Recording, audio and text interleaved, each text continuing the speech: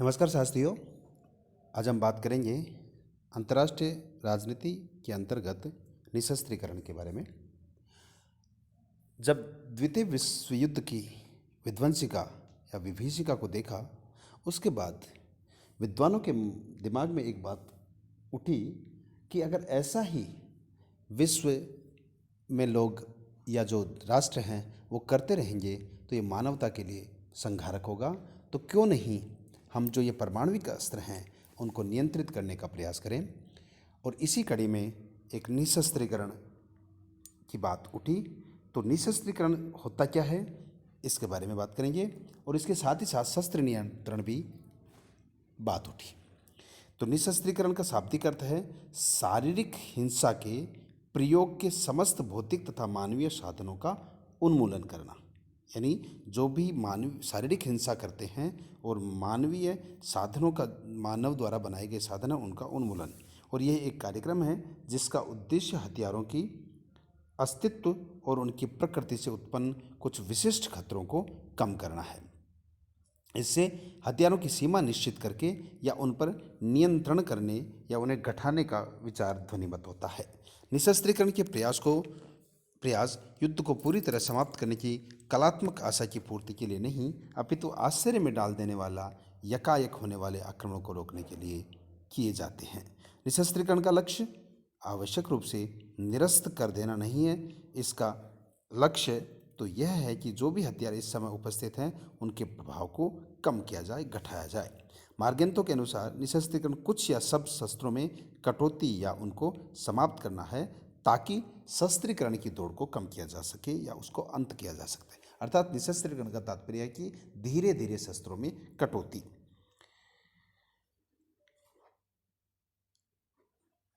इसके बाद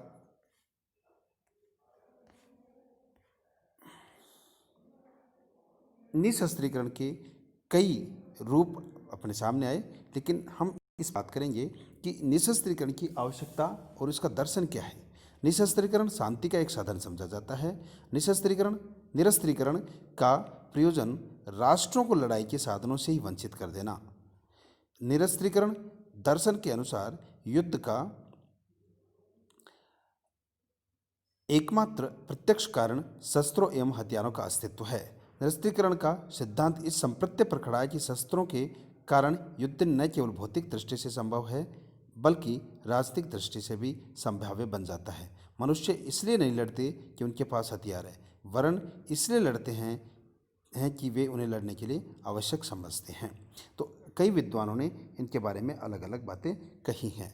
तो जो निरस्त्रीकरण की आवश्यकता है और दर्शन है, उसके बारे में पहला बिंदु है शस्त्रीकरण से युद्ध की संभावना होती है। तो इसका तात्पर्य यह होगा कि हम जब शस्त्रों की होड़ करते रहेंगे, बढ़ाते रहेंगे, तो युद्ध कहीं न कहीं संभव हो सकता है। दूसरा है शस्त्रीकरण से अंतर्राष्ट्रीय तनाव उत्पन्न होता है। हो सकता है कि सीधा युद्ध ना हो, लेकिन एक देश दूसरे देश द्वारा बढ़ाए गए शस्त्रों के कारण अपने आप को तनाव में महसूस करता है। तीसरा है शस्त्रीकरण या असीमित वैसे लोक कल्याणकारी कार्यों की उपेक्षा। जब हम युद्ध के हथियारों के लिए अपने आय को खत्म कर देंगे तो जो कल्याणकारी कार्य हैं, राज्य के उद्देश्य हैं, उनको हम नहीं प्राप्त करेंगे। इसलिए शस्त्रों की होड़ को कम किया जाना आवश्यक है।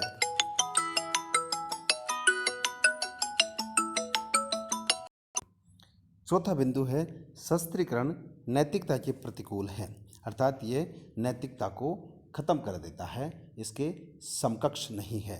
क्यों? क्योंकि हम शस्त्रों की होड़ करते रहेंगे तो मानवता के लिए विध्वंसक होगा और नैतिक दृष्टि से यह गलत होगा। अगला है शस्त्रीकरण से अन्य देशों में हस्तक्षेप होगा, क्योंकि अगर कोई कमज़ोर राष्ट्र होगा तो शक्तिशाली राष्ट्र उसमें अपनी शक्ति या ताकत को बढ़ाने के लिए उनको युद्ध के हथियारों की आपूर्ति करने की संभावना हो जाएगी। अगला है शस्त्रीकरण से आर्थिक विकास का मार्ग अवरुद्ध होता है, क्योंकि हम केवल शस्त्रों की होड़ी करते रहेंगे, सैन्य ताकत को बढ़ाते रहेंगे, तो बाकी जितने भी काम है वो गौण हो जाएंगे। अगला है शस्त्रीकरण मृत्यु का पैगाम है। हम शस्त्रीकरण करते जाएंगे करते जाएंगे करते जाएंगे तो एक ऐसी स्थिति आ जाएगी कि हमारा राष्ट्र और कोई किसी तरह से विकास नहीं कर पाएगा, और वह एक ऐसे चौराहे पे खड़ा हो जाएगा जहाँ पर केवल तकनीकों के आधार पर ही मनुष्य काम करेगा, बाकी जो नैतिकता मानवता और ये खत्म हो जाएगी। मनोवैज्ञानिक दृष्टिकोण भी इससे खराब होने की संभावना रहती है। अगला है उपनिवेशवाद व साम्राज्यवाद अंत करने में सहायक है। शस्त्रीकरण निशस्त्रीकरण जो उपनिवेशवाद है उसको खत्म करने में सहायक है। अब इसके विपक्ष में तर्क है। कोई विचारक विश्व शांति के लिए निरस्त्रीकरण के महत्व को स्वीकार नहीं करते, इसके विपक्ष में तर्क देते हैं। वो क्या कहते हैं कि निरस्त्रीकरण से युद्ध अधिक होने की प्रवृत्ति है। जब हम हथियारों की होड़ को कम कर देंगे तो युद्ध की संभावना बढ़ती जाएगी। क्विंसी राइट के अनुसार निरस्त्रीकरण से संभवतः युद्ध अधिक होने की प्रवृत्ति पैदा होगी। युद्ध होने की संभावना उस समय अधिक रहती है जब राज्यों के पास हथियार कम हो। राज्यों के पास जितनी ज़्यादा मात्रा में हथियार होंगे वो उससे उतना ही डर के रहेंगे। तो ये इसके विपक्ष में तर्क है। अगला है निरस्त्रीकरण से आर्थिक मंदी। हम हथियारों की होड़ अगर करते रहेंगे तो हमें आर्थिक दृष्टि से मजबूत होना पड़ेगा, और हम दूसरे देशों से अपनी जो तकनीकी है उसको प्रयोग करेंगे। तो इससे क्या होगा कि आर्थिक गतिविधि चलती रहेंगी। ये निरस्त्रीकरण के जो विपक्षी हैं वो तर्क देते हैं। अगला है निरस्त्रीकरण से वैज्ञानिक एवं तकनीकी प्रगति का अवरुद्ध होना। ऐसा भी कहा जाता है कि निरस्त्रीकरण से तकनीकी और वैज्ञानिक उन्नति की गति मंद पड़ जाएगी। आज विज्ञान और तकनीकी क्षेत्र में जितना भी उन्नति हुई है उसका मूल कारण राष्ट्रीय सुरक्षा के लिए चिंताएं और शस्त्र निर्माण के क्षेत्र में होने वाले अनुसंधान ही हैं। अब जो निरस्त्रीकरण है इसके मार्ग में जो भी बाधाएं होती हैं वो कौन कौन सी हैं। तो पहले इसमें जो निरस्त्रीकरण की दिशा में किए गए प्रयासों में कोई चमत्कारिक सफलता नहीं मिली है, और निरस्त्रीकरण के मार्ग में अनेक बाधाएं जो इस प्रकार हैं।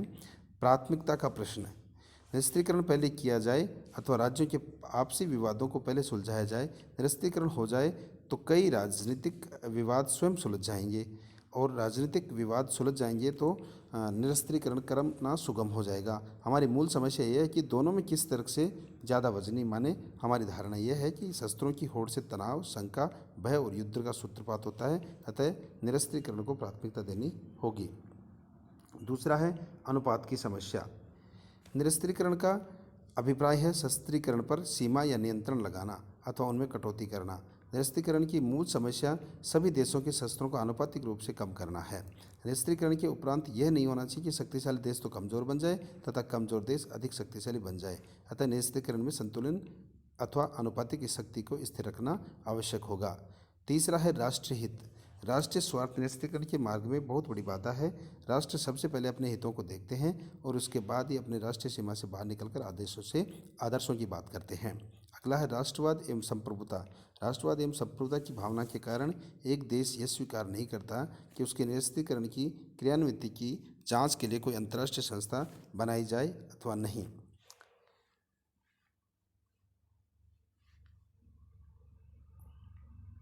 अगला है राजनीतिक समस्याएं।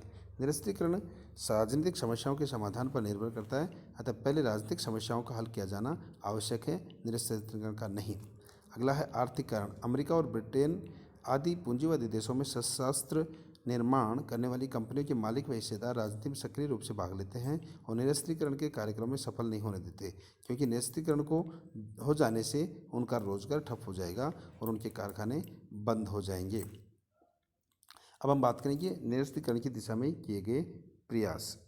तो जो दो महायुद्ध थे उनके मध्य जो दो महायुद्ध हुए उनके मध्य निरस्त्रीकरण के प्रयास 1919 से लेकर 1939 तक निरस्त्रीकरण के समस्या के समाधान के लिए राष्ट्रसंघ तथा राष्ट्रसंघ के बाहर प्रयत्न किए गए।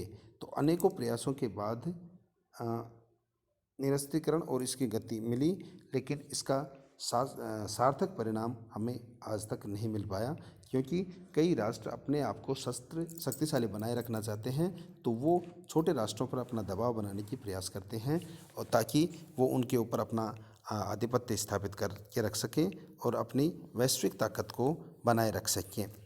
धन्यवाद।